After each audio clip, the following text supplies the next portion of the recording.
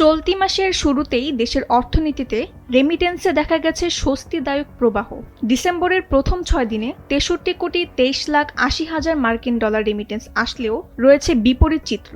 11টি ব্যাংকে আসেনি কোনো রেমিটেন্স।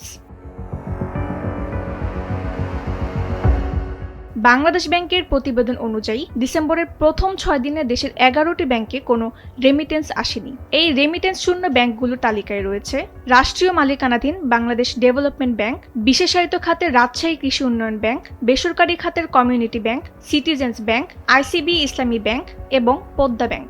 এছাড়া বিদেশি ব্যাংকগুলোর মধ্যে রয়েছে ব্যাংক আল ফালা, Habib bank, national bank of Pakistan, state bank of India এবং উরি ব্যাংক।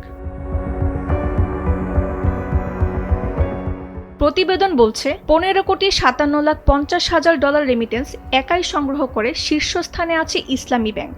দ্বিতীয় অবস্থানে রয়েছে বাংলাদেশ কৃষি ব্যাংক, যার মাধ্যমে এসেছে 8,17,00,000 ডলার।